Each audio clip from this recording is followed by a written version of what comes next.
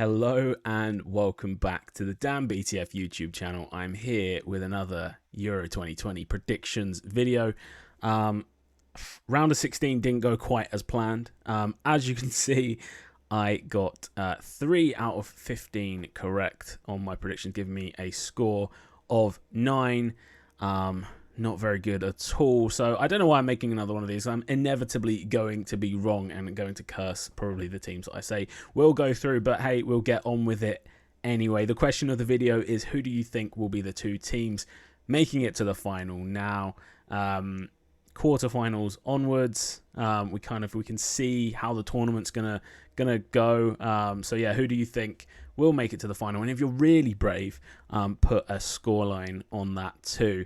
Drop that in the comments below. Look forward to seeing what you guys think. Luckily, there is this fantastic button called Edit on the Knockout Predictor, so we can change the picks that I got wrong. And we can then predict through to the final as it is now. Portugal. This hurts. This hurts me. I backed these guys from the beginning. I still think it wasn't a terrible performance. It was kind of a 50-50 game. Belgium probably had that little bit more kind of tactical nous, I think, at the end of it. Maybe Portugal showed their hand too late, bringing on Fernandes and João Felix quite late in the game, and they were already behind, I think, at that point.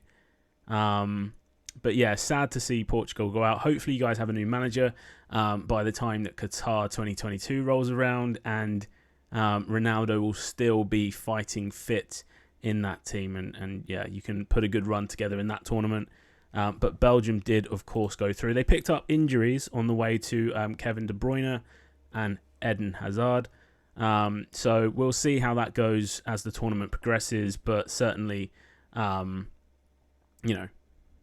good performance by Belgium, but sad to see Portugal go out of the tournament. Italy didn't go through probably as comfortably as some of us predicted. An extra time win with goals, obviously, from the 2 substitutes, as well as Austria sneaking a near-post header for Italy's first conceded goal of the tournament. I was pretty annoyed at that, actually, because I had 3 Italian defenders in my fantasy football team. Rookie error. France, big upset. Kylian Mbappe missing the decisive penalty, or saved by Jan Sommer. I think we can probably give Sommer a lot of credit for that. Sommer, I think, played in the Basel team with Mo Salah, Jeffrey Saradier, Granit Xhaka, I think, was in that team, or Shaqiri certainly was in that team.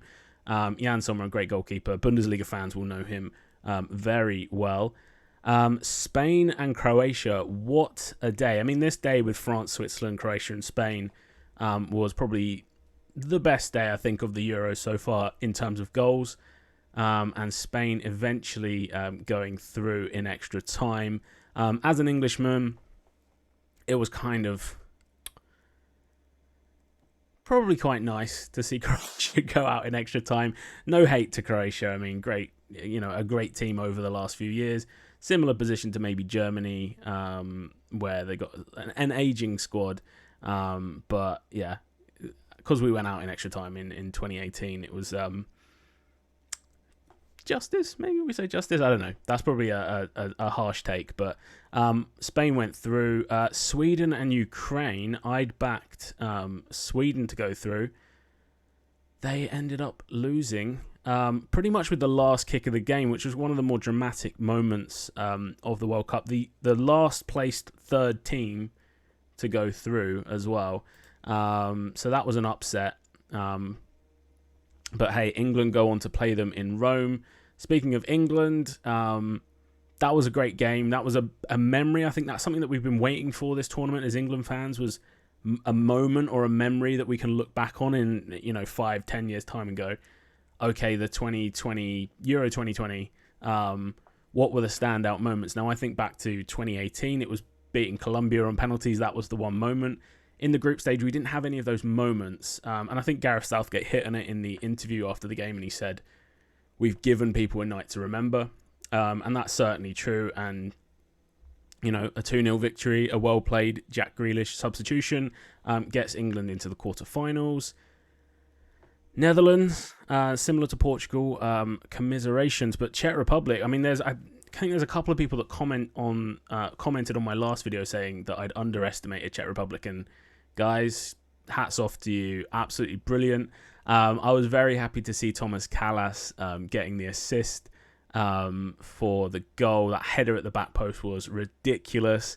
And yeah, commiserations to the Netherlands fans. Is Frank de Boer the worst manager of all time? He's certainly up there, I think, at the moment. And De Ligt with a terrible error, handballing in that position to get sent off and put your team down to 10 men. So, yeah, Czech Republic go through. And then Denmark absolutely battered Wales. I think Wales can be very proud of what they did in the group stages, but Denmark obviously buoyed by what happened with Eriksson, and team spirit there is huge, and certainly if England end up playing them, which I may well predict soon, we would definitely be worried about that fixture, although it would be at Wembley. So here we go.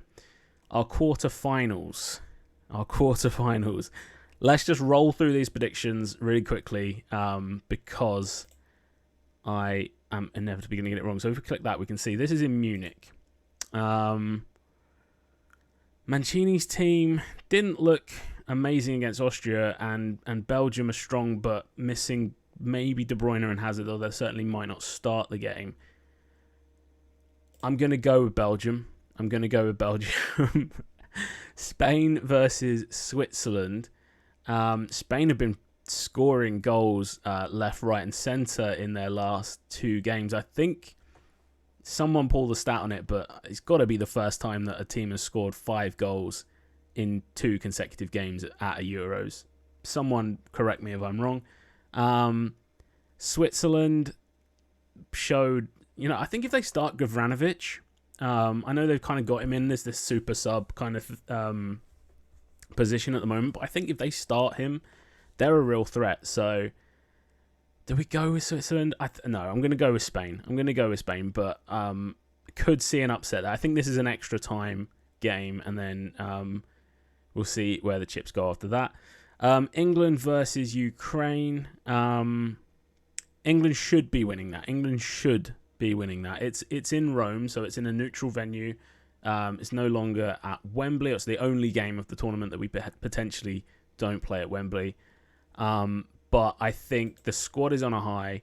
As long as they don't go into that game with some mad kind of mentality that they've already won it, I think that should be a win. So yeah, I'm backing England there. There's a renewed sense of trust in Gareth Southgate at the moment. I think everyone's sort of on board maybe with his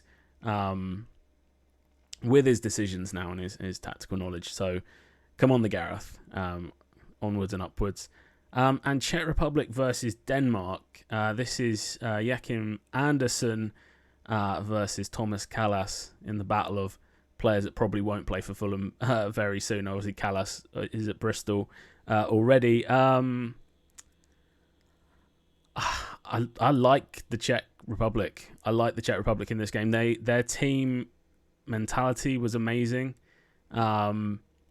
I think this one goes to penalties, and then who has the better goalkeeper?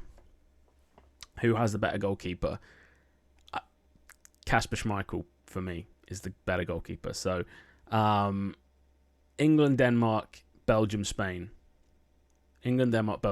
as semi-finals. I think by this point, if De Bruyne is back, we get a Belgium win. And it's coming home. It's going to be at Wembley. It's an England-Belgium final. And I'm going to be quick about this. We lose in the final to Belgium. Unfortunately, I wish it was different. But that's what I'm going for. Save all your changes and lose all your points. Yes, save anyway. So there we go. Can't make a wife out of her. No. Right, so there's my final predictions. Belgium to win the Euros. Unfortunately, England slip at the final hurdle. Those old punditry foes in Southgate and Roberto Martinez going head to head. Belgium always seem to have the edge on us. And I hope not, but I think that if we got to a final against Belgium, we don't win it. But there we go. There's my predictions. Inevitably wrong. So we can all come back and laugh at these on, I think it will be Sunday. So yeah, I'll see you there. Thanks for watching. If you want to watch another video, there is one over there and one above me here, and over my face, somewhere like around here, there's a button you can press if you want to subscribe to the channel. And I'll see you guys on the next video. Bye-bye.